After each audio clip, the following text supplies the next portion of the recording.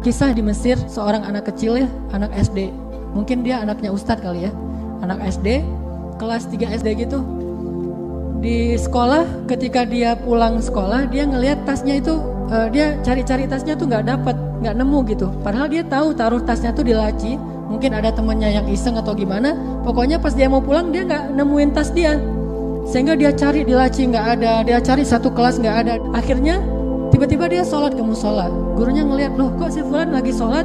Pas sudah selesai sholat ditanya, kamu sholat apa? Sholat hajat bu, gitu. Kenapa, ada apa?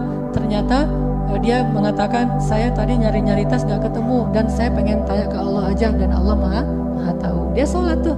Selesai sholat, ternyata ada guru yang nemuin tas dia, entah di mana diumpetin sama teman-temannya, dikasih ke dia dan Allah ngasih jalan untuk dia. Benar, wasta'inu bis sabri wassalah. Sampai masalah hilang tas aja itu sholat tuh. Jadi semuanya itu ada di dalam sholat. Sampai para sahabat bilang apa? Kalau saya kehilangan sendal, maka saya akan sholat, minta kepada Allah, ya Allah sendal saya hilang. Allah yang akan mendatangkan. Jadi kalau misalnya pas keluar dari Al-Latif, sendalnya di mana sendal saya? Balik lagi masuk ke Al-Latif, sholat dulu gitu. Sholat apa? Sholat hilang sendal. Ada gitu. Sholat mutlak. Ada masalah sekecil apapun, sholat deh.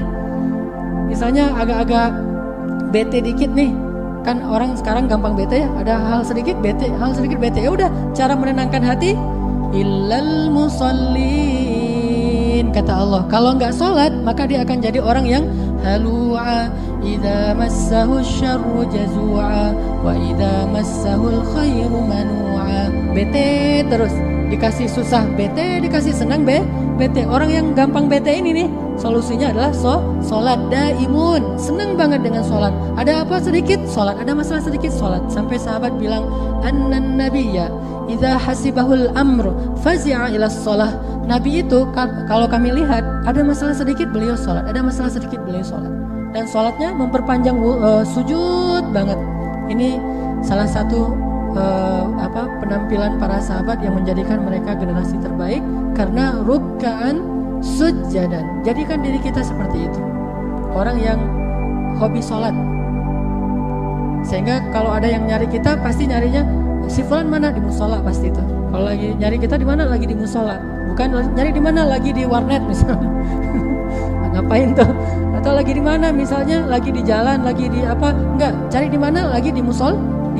Karena dia rajin sholat, senang dengan sholat dan dekat dengan Allah Subhanahu wa taala. Apa kata Allah?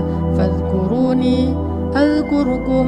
Ingat aku ingat kalian. Ingat Allah itu dengan cara sholat. Maka Allah juga akan ingat kita kalau kita ada masalah.